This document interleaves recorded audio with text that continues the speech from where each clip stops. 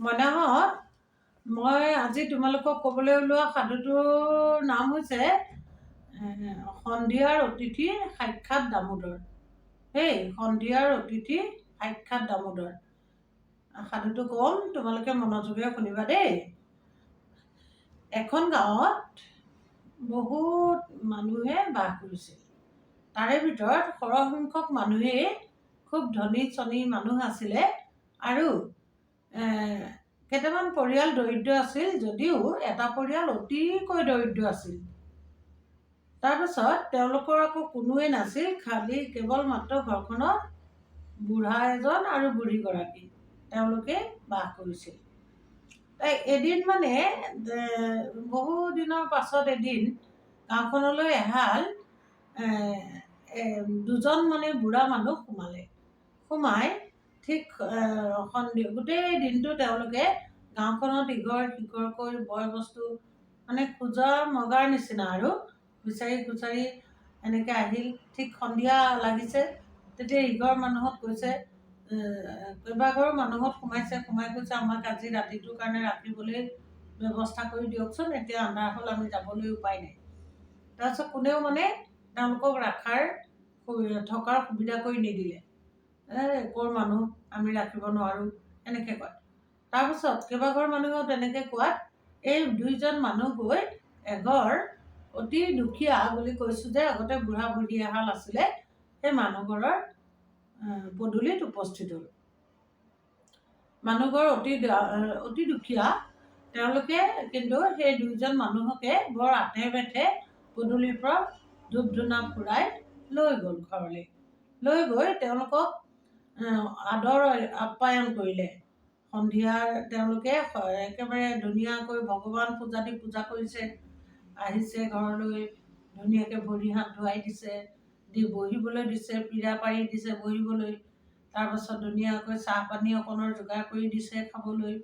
খোৱাৰ পাছতে তেওঁলোকক একদম ধূপ ধূনা ফুৰাই একদম সন্ধিয়াৰ অতিথি একেবাৰে মানে তেওঁলোকে কৈ আছে আৰু সাক্ষাৎ ভগৱান, গতিকে আপোনালোকে এতিয়া ৰাতিখন ক'লৈকো যাবই নোৱাৰিব, আমাৰ ঘৰতে থকাৰ ব্যৱস্থা কৰি দিম, আপুনি ইয়াতে থাকক, এনেকৈ ক'লে। তেতিয়া এই মানুহকেইজনেওতো ইমান দেৰি তাকেই বিচাৰিছিল, কাৰণ ৰাতিখন ক'ত থাকিব সেইটোৱে চিন্তাত আছিল। তাৰপিছত কৈছে যে আমাৰ ঘৰতে আজি থাকিব লাগিব বুলি এনেকৈ জোৰ কৰাত মানুহ দুজনে থকাটোৱে কৰিলে। তাৰপিছত দুখীয়া সেই মানুহ এহালৰ নাম আছিলে, আকৌ সেই মানুহজনৰ নাম আছিল গোবিন্দ আৰু বুঢ়ীগৰাকীৰ নাম আছিল ৰাধা। তাৰপিছত আৰু তেওঁলোকক এতিয়া কি খুৱাব, ৰাতি ৰাখিলেতো ভাত খুৱাব লাগিব। তাৰপিছতে ভাতৰ কাৰণে আৰু একো নাই, তথাপিও যি আছিলে কেইটামান মাত্ৰ চাউল আছিল তাকে বনালে, যি অকণমান দালি তৰকাৰী আছিলে সেয়াকে বনালে। বাৰীৰ পৰা ইটো সিটো আন্ধাৰে মুন্ধাৰে ছিঙি আনি হ'লেও তাকে বৰ আদৰ যত্নৰে বনাই সেই বুঢ়া দুজনক একদম ধুনীয়াকৈ মচি সাজি ধূপ ধূনা ফুৰাই একদম ধুনীয়াকৈ খাবলৈ দিলে। একেবাৰে খাবলৈ দি পেলাই তেওঁলোকে কি কৰিলে, দুইজন গৃহস্থই একদম চাই আছে সন্মুখত, তেওঁলোকক খাবলৈ দি একদম প্ৰাৰ্থনা কৰি দিছে। তাৰপিছত আৰু সেই আলহী দুজনে ধুনীয়াকৈ পেট ভৰাই আহাৰখিনি খালে। খোৱাৰ পাছত এতিয়া আলহী দুজনে কৈছে, গাখীৰ অকণ দিয়ক খাবলৈ, আমাক এতিয়া অকণ গাখীৰ দিয়ক খাবলৈ। তেতিয়াতো আৰু বুঢ়ী আইতাজনীটো একো ঘৰত ৰাধা আইতা, আৰু তেখেতৰ নাম ৰাধা বুলি কৈছোঁ ন, আইতাই আৰু গাখীৰটো নায়েই, তথাপিও আৰু তেওঁলোকৰ ঘৰৰ গাখীৰ হিচাপে অকণমান এটা বাচনৰ তলত আছিলে, সিকিয়া বুলি কয়, সিকিয়াত আৰু অকণমান গাখীৰ আছিলে। কৈছে এইকণেহে আছে আৰু গাখীৰ, ইয়াকেই লওক, সেই বুলি কৈ সিকিয়াটো তেওঁৰ হাততে তুলি দিলে আলহীজনৰ হাতত। আলহীজনে এনেকৈ সিকিয়াটোত এখন বাকিছে, একদম এবাটি গাখীৰ ওলাইছে। তাৰপিছত আকৌ ইজন আলহীয়ে কৈছে যে মোকো দিয়ক গাখীৰ, সেই বুলি কওঁতে আকৌ সিজনৰ বাতিটো ভৰি গ'ল। তাৰপিছত আৰু বুঢ়া বুঢ়ীয়েতো সেই ৰাধা আইতা আৰু গোবিন্দ ককাই আৰু দেখি পেলাইতো আচৰিত হৈছে, ইমানকণহে গাখীৰ আছিলে সিকিয়াটোত, এতিয়া ইমানবোৰ গাখীৰ ক'ৰ পৰা ওলাইছে এওঁলোকৰ তাত। তাৰপিছত আৰু বাৰু যা হওক, আলহীকেইজনক খোৱালোঁ, তেওঁলোকৰ পেট ভৰি যেতিয়া, এতিয়া আৰু সিকিয়াটোৰ তলিতে ইমানকণমান গাখীৰ আছে, সেইকণ বাৰু থাকিলেই হ'ব, সেই বুলি তেওঁলোকে একদম ৰুম এটাত শুবলৈ দিছে। এতিয়া শুবলৈ দিছে হয়, গাত ল'বলৈ আকৌ কাপোৰ নাই দিবলৈ, সেইকাৰণে তেওঁলোকে তুঁহগুৰিৰে এটা এনেকুৱা চৰিয়া এটাত জুই ধৰি মানে ৰুমটো তপত হৈ থাকিবৰ কাৰণে জুই একুৰাও ধৰি দিছে। তেনেকেই তেওঁলোকে আলহীক শুশ্ৰূষা কৰিছে আৰু যেনে ব্যৱস্থা তেনেই আৰু তেনেকেই ৰাখিছে। তাৰ ৰাতিটো তেওঁলোকে থাকিবলৈ দিয়ে আৰু দাই দিও নধৰিবলৈ কৈছে। আমাৰ একো উপায় নাই আৰু এনেকেই আমি আলহী ৰাখিব লগা হৈছে, বেয়া নাপাব, এনেকে কৈ মেলি ৰাখিলে। তাৰপিছত মানে সেই বুঢ়া দুজন, এজন আছিলে ঘুটমুটকৈ চাপৰ, এজন আকৌ লেংলেংকৈ ওখ। সেই দুইজন বুঢ়া আৰু ৰাতিটো তাতে শুই থাকিলে, সেই দুখীয়া মানুহ ঘৰতে, ৰাধা গোবিন্দৰ ঘৰতে। তাৰপাছত ৰাতিপুৱা আৰু তেওঁলোকে কি কৰিলে, তাৰপিছত যেতিয়া আলহী দুজন শুলে, তেতিয়া গৃহস্থ আইতা ককাহালে এই সিকিয়াৰ পৰানো ইমান গাখীৰ ক'ৰ পৰা ওলাল, চাওঁচোন সিকিয়াটোৰ তলিতনো কি আছে। সেই বুলি আৰু তেওঁলোকে এনেকে যিকণ গাখীৰ তাতে আছিলে, সেইকণ গাখীৰকে দুইজন আইতা ককাই আৰু অকণ অকণ লৈ পেলাই বাকী লৈ খালে। খাই দিয়াৰ লগে লগে দুইজন আইতা ককাই একদম গাত অসীম বল শক্তি পাই গ'ল নহয়। পাই গ'ল আৰু একদম তেওঁলোকে যেন মনৰ আনন্দ লাগি গৈছে, একদম দুইজন ডেকা হৈ গৈছে, এনেকে অনুভৱ কৰিলে। কৰি আৰু তেওঁলোকে ক'লে, হেৰা হেৰা, ককাই কৈছে এই দুজন আমাৰ ঘৰলৈ দেৱতাই আহিল বুজিছা। এই দেৱতা দুজনৰ আশীৰ্বাদত দেখিছা আমি কিমান বল শক্তি পালো, এওঁলোকে আমাৰ ঘৰত আচলতে স্বয়ং দেৱতা।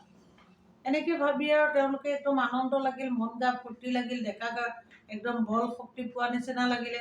তাৰপাছত তেওঁলোকে আৰু একদম ফূৰ্তি কৰি ৰাতিটো তেওঁলোক দুজন নুশুলে আৰু আলহী দুজনক খুৱাই তেওঁলোকে ফূৰ্তি কৰি থাকিলে ঘৰতে। তাৰপিছত ৰাতিপুৱা মানুহ দুজনে একদম কৈ গ'ল, তোমালোকক এতিয়া সোনকালেই তোমালোকৰ গাঁওখনত এটা বিপদ ঘটিব। কিয়নো আমি কালি বহুত ঠাইত থাকিবৰ কাৰণে বহু কেইজন মানুহক ক'লো, আমাক কোনেও নাৰাখিলে, গতিকে অচিৰে এটা বিপদৰ সন্মুখীন হ'ব। সেই বুলি ক'লে আৰু কৈ পেলাই মানুহ দুজনে বিচনাৰ পৰাই নাইকিয়া হৈ গ'ল। নাইকিয়া হৈ কেনিনো ওলাই গ'ল, বুঢ়া বুঢ়ীয়ে দেখাই নাপালে। তাৰপাছত আলহী দুজন গুচি গ'লগৈ আৰু তেওঁলোকে কৈ থৈ গ'ল, ইয়াত ডাঙৰ বিপদ এটা ঘটিব, মহা প্ৰলয় হ'ব, প্ৰলয় হৈ গোটেইখন বানপানীয়ে ঢাকি ধৰিব আৰু তাৰ মাজত এটা দ্বীপ থাকিব। সেই দ্বীপটোত মাত্ৰ এখনেই ঘৰ থাকিব আৰু ঘৰখনত মাত্ৰ দুটাই মানুহ থাকিব। তেনেকে কৈ পেলাই সেই আলহী বুঢ়া দুজন গুচি গ'লগৈ। তাৰপাছত আৰু এওঁলোকেতো একদম চাই আছে, কি আচৰিত, এই মানুহ দুজন তৎক্ষণাতে ক'লৈ নাইকিয়া হ'ল, ক'লৈ গুচি গ'ল। সেই বুলি কৈ আৰু তেওঁলোকে কথাখিনিহে কাণত ভাহি আছে। তাৰপিছত চিন্তা কৰি থাকোঁতে থাকোঁতে দেখোন সঁচাকৈয়ে যেতিয়াই বাৰিষা কাল আহিল, একদম ভৰপক বান আহি গোটেই ঠাইবিলাক তেওঁলোকৰ ওচৰৰ গাঁও ভূঞি সকলোবিলাক পানীয়ে বুৰাই পেলালে। পানীয়ে বুৰাই পেলোৱাত তাত থকা ঘৰ দুৱাৰবিলাক ভাগি গ'ল, মানুহ দুনুহবিলাকো পানীত উটি ভাঁহি মৰিলে, বহুত মৰিলে। তাৰ মাজত কিন্তু এটা দ্বীপ থাকি গ'ল। সেই দ্বীপটোত আৰু এটা ঘৰেই থাকিল, সেইটোৱে হৈছে সেই গোবিন্দ ককা আৰু ৰাধা আইতাৰ ঘৰটো। আৰু দ্বীপটোৱে হ'ল মাজুলী দ্বীপ। থাকি গ'ল। তাৰপাছত আৰু ৰাধা আইতা আৰু ককা তেনেকে ঘৰটোত অকলে অকলে থাকিল। তেওঁলোকে মানে ভাবিলে, আমাৰ ঘৰত যে আমি ভগৱানক জোৰাবলৈ এদিন দিলোঁ, থাকিবলৈ আহিছিল, আমি যে ৰাখিলোঁ ধুনীয়াকৈ, সেইকাৰণে আমাক ঈশ্বৰে কৃপা কৰিলে। সেই বুলি তেওঁলোকে আৰু ভগৱানৰ নাম গুণ গাই আৰু যিমান পাৰে ভকত শুশ্ৰূষা কৰি মেলি তেওঁলোকে থকা দিনকেইটা থাকিল। তাৰ পাছতে এটা সময়ত বুঢ়ী মানে গোবিন্দ ককা আৰু ৰাধা আইতা মৰিল। মৰি পেলাই তেওঁলোক দুজনেই কোন হ'ল জানানে? গোবিন্দ ককা হ'ল বৰগছ আৰু ৰাধা আইতা হ'লগৈ আঁহত গছ।